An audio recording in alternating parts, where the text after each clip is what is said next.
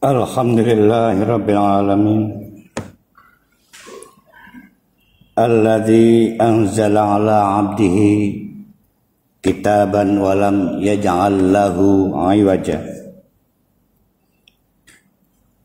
Walhamdulillahilladzi lam yattakhid walada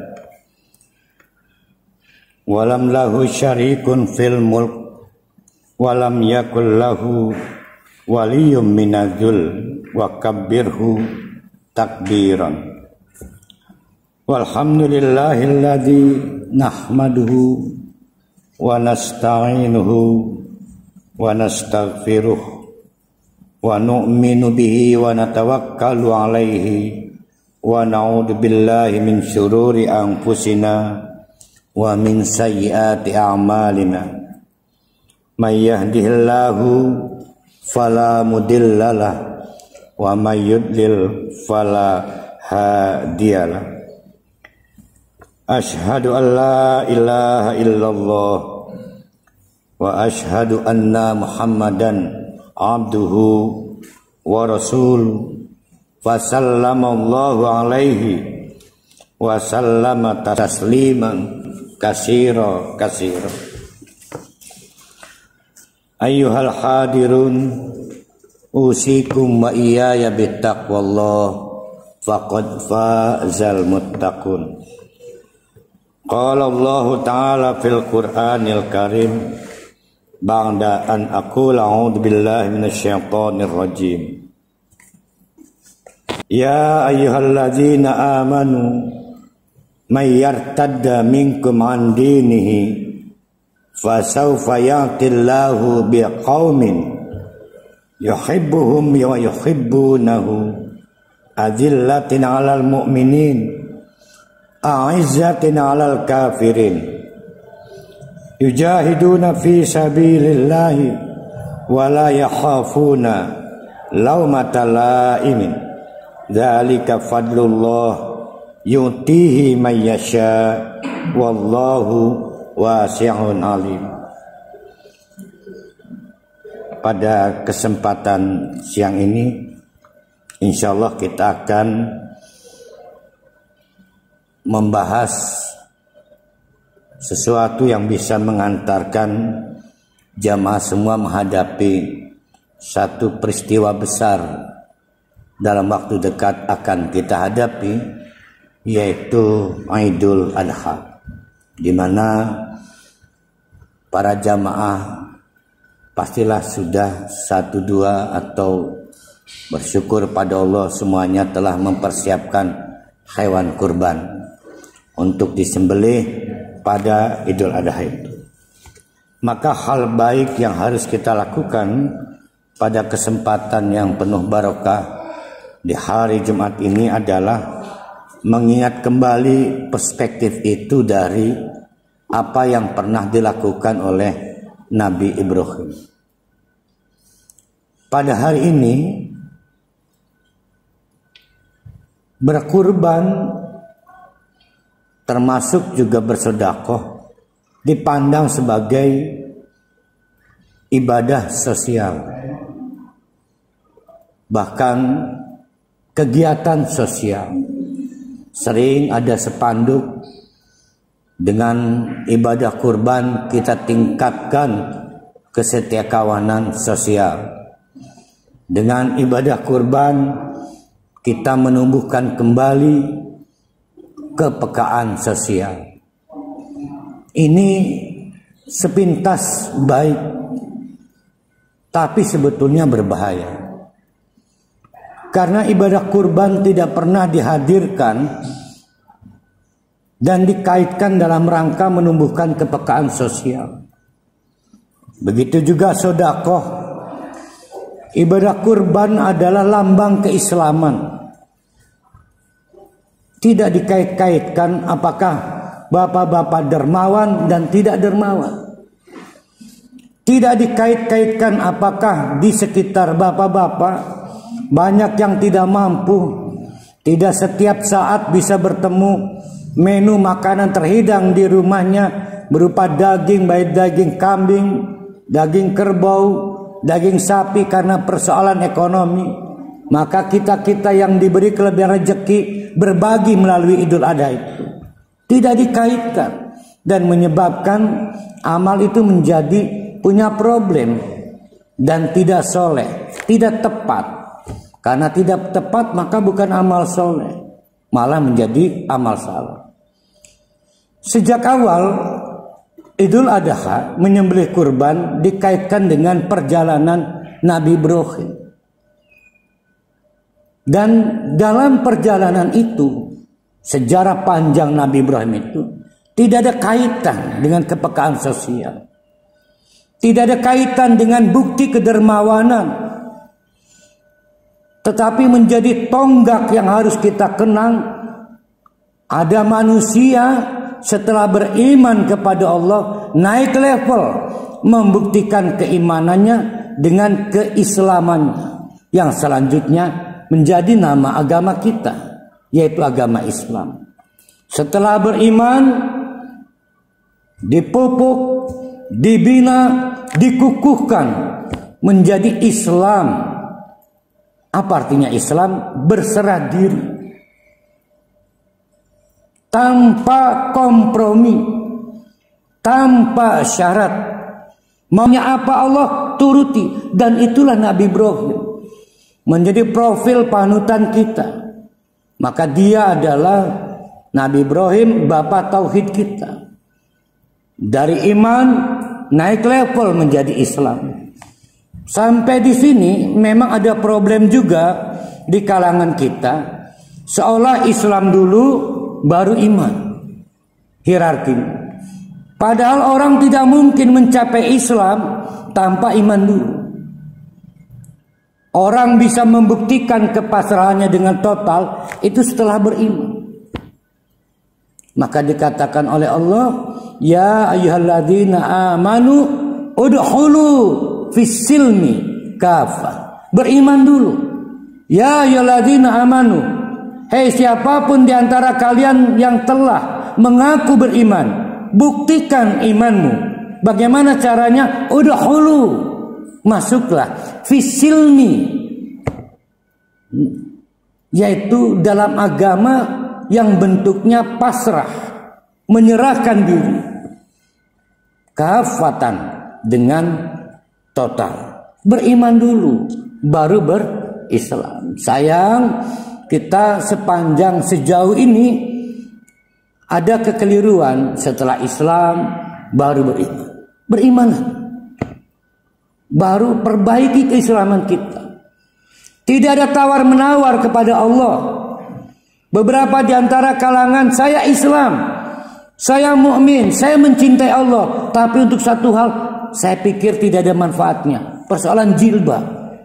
Maka perempuan-perempuan yang belum pakai jilbab bangga menyatakan keislamannya dan menunjukkan cintanya pada Allah, tapi tidak untuk soal jilbab. Diukurnya dengan kepentingan sosial. Kalau memang jilbab itu dalam rangka memproteksi, melindungi kaum perempuan dari kejahatan sosial, saya bisa menjaga diri. Berarti dengan syarat berislam. Itu ada problem. Nabi Ibrahim tidak pernah menunjukkan ada syarat dalam berislam. Maka lihatlah ketika Nabi Ibrahim diperintahkan oleh Allah membawa istri dan anaknya yang masih kecil, yang kemudian kita sebut Ismail itu, melakukan perjalanan jauh, berjalan kaki dari Palestina jauh menuju Mekah. Tidak sampai di situ, kemudian di Mekah itu ibunya dan anaknya Ismail ditinggal. Tidak ada persiapan logistik, tanpa pemetaan untuk bisa hidup. Apakah itu hunian, apakah itu cadangan air, ditinggal. Andai kata Nabi Ibrahim kita, mungkin kita akan mengatakan, ya Allah, saya beriman kepadamu, saya pasrah kepadamu, tidak untuk yang satu ini. Ini terlalu berat, meninggalkan anak, meninggalkan istri di tengah gurun pasir yang tidak dikenal oleh Nabi Ibrahim. Tetapi tanpa syarat. dan ditinggalkan. Sampai kemudian kita tahu kisah istrinya mencari air dari Safa dan Marwah. Lalu dengan pertolongan Allah, anaknya Ismail menggerak-gerakkan kakinya dan timbul air Zam-Zam, yang kemudian menjadi rute ibadah haji. Tapi lihatlah, tidak ada pemberontakan dari Nabi Ibrahim. Itulah Islam. Lalu tidak cukup sampai di situ, anak yang sebetulnya mengganggu pikiran Nabi Ibrahim karena jauh dari pandangan matanya, ditinggal di Mekah, kemudian Nabi Ibrahim balik lagi ke istri yang satunya di Palestina. Dalam tidur, dalam kesendiriannya memikirkan terus Nabi Ismail anaknya. Sampai kemudian menjelang cukup akil balik, Nabi Ibrahim pulang ke Mekah untuk menjenguk anak yang lama ditinggal bersama ibunya. Tapi apa daya, pertemuan untuk kesekian kali yang sebetulnya langka itu pun kemudian menguji keislamannya lagi. Bukan pertemuan selayaknya orang tua pada anak yang lama tidak bertemu. Tapi ternyata Allah memerintahkan lain. Allah memerintahkan menyembelih anaknya tanpa syarat. Maka Nabi Ibrahim, sebagaimana dikukuhkan oleh Nabi Ismail, kalau ini perintah Allah, laksanakan. Itulah Islam. Itulah Islam. Tidak ada perdebatan di situ. Seperti, ya Allah, saya beriman kepadamu dan saya berislam, tapi tidak untuk satu ini. Berat menyembelih anak. Tapi tetap dilakukan. Walaupun kita tahu akhirnya yang terjadi bukan Nabi Ismail yang tersembelih. Oleh Allah digantikan dengan hewan yang kemudian menjadi dasar model kita menyembelih hewan kurban. Jauh sebelum dua peristiwa itu, Nabi Ibrahim di awal-awal membuktikan keimanannya pada waktu melakukan perlawanan dakwah bersama melawan ayah atau pamannya, raja pada saat berkuasa di saat itu. Nabi Ibrahim mengambil resiko dibakar hidup-hidup. Tapi tidak ada syarat. Membuktikan keislaman, ya Allah, saya beriman dan saya siap apapun yang kau kendaki. Dan buktinya tidak terbakar. Dari fase-fase perjalanan Nabi Ibrahim itulah maka syariat menyembelih hewan kurban dihadirkan untuk kita semua. Tidak dalam kaitan membuktikan kedermawanan kita. Tidak dalam kaitan untuk menumbuhkan kesetiakawanan sosial kita. Tidak dalam kaitan menguji apakah kita punya rasa respek pada lingkungan yang kebetulan tidak mampu, secara ekonomi tidak beruntung. Tidak sama sekali, tidak dikait-kaitkan dengan hal itu. Tetapi untuk mengevaluasi seberapa kadar keislaman kita. Yang nyatanya memang kita berada di gray area, di zona abu-abu. Kita Islam, kita beriman, kita menunjukkan rasa cinta kita pada Islam. Tapi untuk beberapa hal kita menawar kepada Allah. Cara mencari rezeki, beberapa masih ada riba. Cara membina rumah tangga, beberapa masih kemudian kita minta diizinkan bahwa yang ini terlalu berat. Kita selalu mencari kompromi seolah agama Islam ini masih ditawar, masih bisa dikoreksi. Dan itu bukan Islam. Islam adalah totalitas. Idul Adha ini akan menguji kita seberapa pasrahnya kita kepada Allah, seberapa kita mau menyembelih kurban dan tidak tampak kita merasa dermawan. Tapi apa yang terjadi? Kita pengen disebut namanya. Bahkan kita kemudian kalau kebetulan menitip pada panitia begitu rebel, tolong ini orang sana orang miskin, yang sana untuk ini, dagingnya untuk ini, kasihan dia. Dikait-kaitkan seolah-olah itu barang milik kita. Ketahuilah hewan kurban yang kita sembelih mutlak milik Allah. Bukan alat untuk kita berbagi. Telah kita serahkan kepada Allah. Sepasrah apa kita menyerahkan? Ternyata masih belum pasrah. Kita masih pengen menunjukkan bahwa kita sudah berbagi. Itulah ujian dari Idul Kurban. Sepele, simple, kita sembelih hewan kurban itu dan kita tawakal, ya Allah, ini milikmu, terserah engkau akan dibagikan kemana. Tidak menumbuhkan merasa lebih dermawan, tidak menumbuhkan rasa bahagia. Untung saya telah berbagi, tuh si fulan akhirnya bisa makan daging. Aduh kasihan. Mudah-mudahan kita bisa membahagiakan keluarga itu. Nah, kegembiraan, euforia inilah yang kemudian memberikan isyarat pada kita. Itulah keislaman kita. Belum total, hal yang sudah kita serahkan pada Allah ternyata masih kita jadikan alat untuk pemuas duniawi kita. Seolah-olah kita merasa dermawan, seolah-olah kita telah merasa lebih peka secara sosial dan menggembirakan orang lain yang kita bagi-bagikan. Oleh karena itulah pada surat Al-Baqarah ayat 131 Allah berfirman kepada Nabi Ibrahim, idz qala lahu rabbak, ketika Allah berfirman kepada Nabi Ibrahim, aslim tu, pasrahkan dirimu Nabi Ibrahim. Maka Nabi Ibrahim menjawab, aslamtu li rabbil alamin, saya pasrah.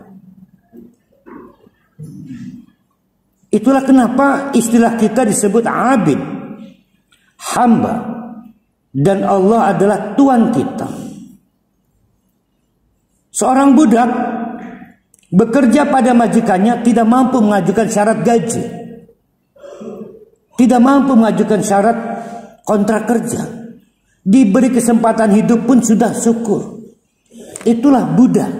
Dan nama kita abdun, hamba, diambil dari kata budak itu. Seberapa tulus kita menjadikan Allah majikan kita, tanpa syarat, sebagaimana budak tidak pernah minta gaji. Diberi kesempatan hidup saja sudah syukur budak. Tidak ada budak yang merencanakan karir, tidak ada. Tidak ada budak yang merencanakan perbaikan kepangkatan, tidak ada. Tidak ada budak bahkan yang punya rencana perbaikan studi. Pasrah kepada majikannya. Kebahagiaan budak adalah ketika diberi kesempatan hidup. Dan Allah lebih dari majikan-majikan itu. Allah bukan hanya memberikan kita kesempatan hidup, Allah juga memberikan kita alat-alat agar hidup kita mulia. Kita diberi agama, kita diberi Al-Quran, kita diberi Nabi.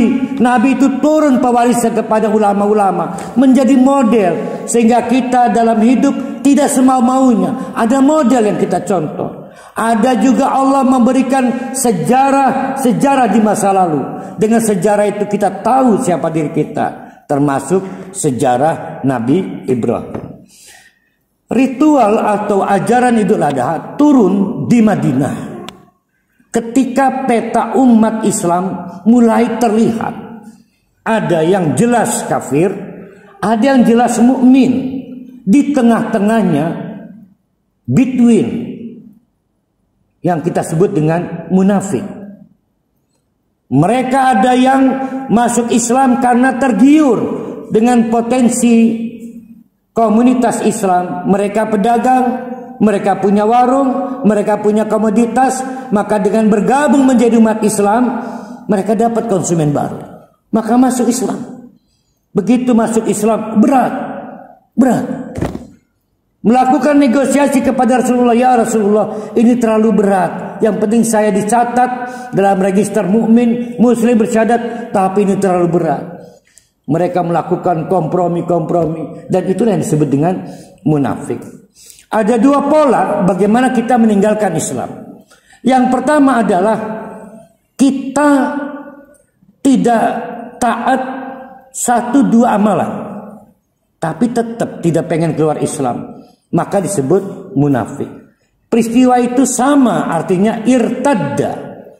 Tapi ada juga pola kedua, kita mengumumkan bahwa kita keluar dari Islam, yang kita sebut dengan murtad. Tapi artinya irtadda juga. Yang kita bicarakan adalah orang ini tetap bertahan menjadi komunitas Islam. Dia tetangga kita, dia satu majelis, dia satu pengajian, satu keluarga, karena memang keluarga muslim. tapi tidak siap berislam. Beberapa hal dianggap berat Islam ini. Nah, itu disebut munafik. Maka Allah menyatakan, ya ayyuhalladzina amanu, hai orang-orang yang beriman, man, siapapun yartadda, yang murtad, tidak harus menyatakan keluar Islam. Yang munafik juga disebut irtadda, kita sebut murtad juga. Sayang, frame kita murtad, keluar dari Islam, tidak melaksanakan Islam. Untuk 1-2 perkara juga disebut irtadda. Man yartadda minkum, diantara kalian, andinihi, dari cara mengamalkan agama Islam ini, fa saufa ya'tillahu biqaumin, maka ingatlah Allah akan mengganti biqaumin, dengan orang lain, yuhibbunahu, yang Allah cinta kepada kaum itu, wa yuhibbunahum, dan mereka saling mencintai kaum itu. Apa yang bisa kita ambil dari ayat ini? Kita ini bukan siapa-siapa. Dicoret oleh Allah dari daftar pemeluk Islam, Allah nggak rugi. Kita ini bukan aset Allah. Kita Islam tidak mempengaruhi eksistensi Allah sebagai Tuhan dan pemelihara alam semesta ini. Maka ketika Allah mengatakan man yartadda, kamu cuma setengah-setengah, tidak total pasrah dalam berislam, Allah gampang saja mencoret kalian dari daftar komunitas Islam, mengganti orang lain. Itu menunjukkan kita bukan siapa-siapa. Bersyukurlah kepada Allah, kita diaku orang Islam. Hari-hari berikutnya kita ditunggu membuktikan tanda syukur itu, bangga kita diaku Allah, dan takut cemas kita dicoret oleh Allah, tidak diaku oleh Allah, diganti oleh kaum lain, diganti oleh orang lain yang mendapatkan penghargaan dari Allah. Penghargaan kepada kita dicabut. Itulah yang mengerikan. Dan lihatlah ujung ayatnya, menarik. Allah mengatakan yujahiduna fi sabilillah. Mereka itu berjuang di jalan Allah untuk mempertahankan penghargaan dari Allah. Penghargaan berupa apa? Penghargaan pernah diterima untuk berislam. Banyak hal Allah memberikan kesempatan pada kita. Cara mencari nafkah, buktikan keislaman kita. Cara berumah tangga, buktikan keislaman kita. Cara bertetangga, buktikan keislaman kita. Unik, dalam bertetangga frame-nya menjadi berbeda. Mangkana yu'minu billahi wal yaumil akhir falyukrim jarahu. Siapa yang memang percaya kepada Allah, percaya juga akan balasan hari akhir, ada surga, ada neraka, falyukrim jarahu, maka muliakan tetangga. Bertetangga tidak dikaitkan dengan kesalahan sosial. Kadang kita tidak senang tetangga kita, tapi kita cinta surga dan kita takut pada neraka, maka kita memelihara kebaikan dengan tetangga walaupun nggak senang. Itulah bedanya cara kita berislam dengan cara orang lain bertetangga yang bukan Islam. Kita bertetangga bukan karena kenal tetangga kita. Kita bertetangga bukan karena kita respect, kita senang, tetapi karena kita pengen surga dan takut pada neraka. Hal yang mirip unik juga. Mangkana yu'minu billahi wal yaumil akhir falyukrim daifahu. Siapa yang beriman kepada Allah dan meyakini adanya surga dan neraka, pengen masuk surga, takut pada neraka, falyukrim daifahu, maka muliakanlah tamunya. Apa yang terjadi? Cara kita mengelola tamu berbeda. Kalau tamu itu adalah orang penting, maka kita seluruh persiapan dilakukan. Tapi lihatlah kalau tamu itu bukan orang penting, kadang kita malas menyediakan waktu. Tapi bagi orang yang pengen surga, takut neraka, maka setiap tamu adalah jalan ke surga. Dikelola dengan baik. Sudah berubah frame-nya. Dan itulah yang disebut Islam. Ke depan ada momentum terbaik. Buktikan keislaman kita total, pasrah, bahwa Islam itu memiliki caranya sendiri. yaitu Idul Adha. Bagi yang memiliki kesempatan, kemampuan membeli hewan kurban, manfaatkan itu untuk membuktikan keislaman kita. Kita serahkan hewan kurban itu pada Allah dan tidak dirusak dengan perasaan telah berbagi, perasaan merasa lebih dermawan, perasaan menolong orang yang tidak mampu. Tidak ada apa-apa. Justru yang terjadi adalah seperti Nabi Ibrahim menyelesaikan rehab Ka'bah bersama anaknya. Begitu selesai malah menangis sejadi-jadinya. Rabbana taqabbal minna. Ya Allah, tolong terima amal kami. Ya Allah, tolong terima amal kami. Adakah amal yang lebih hebat dari yang pernah dilakukan Nabi Ibrahim, yaitu amalan merehab Ka'bah setelah terkena banjir bandang? Direhab dan kita menemukannya sekarang. Tonggak sejarah hanya satu kali pernah terjadi. Tapi di tengah-tengah kehebatan itu, apa yang bisa kita lihat? Nabi Ibrahim takut amalannya tidak makbul. Maka setelah selesai beramal, malah terbalik Nabi Ibrahim. Oh tubang lain ya Allah, kami bertobat, ampuni ya Allah. Khawatir ada kesalahan dalam amal itu. Maka hati-hati dalam beramal. Sudah kita tidak dapat pahala, daging kemudian sia-sia, tetapi keislaman kita tidak naik. Sedangkan Allah wala tamutunna illa wa antum muslim. Janganlah kalian menutup usia dalam keadaan sudah beriman, tapi Islamnya belum total. Masih ada yang ditawar, seolah-olah Allah bisa ditawar, dan kita seolah-olah pantas menawar pada Allah.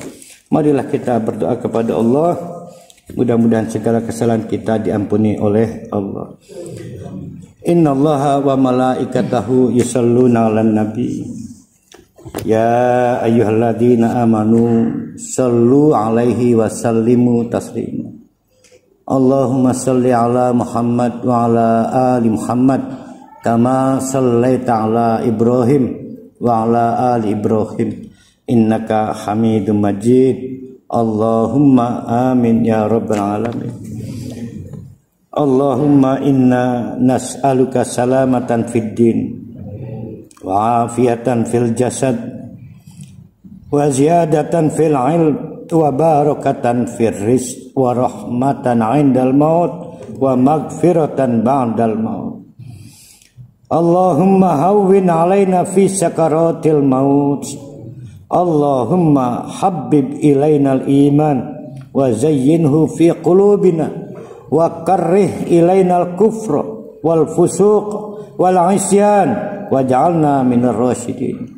Rabbana atina fid dunya hasanah wa fil akhirati hasanah wa qina adzabannar walhamdulillahi rabbil alamin.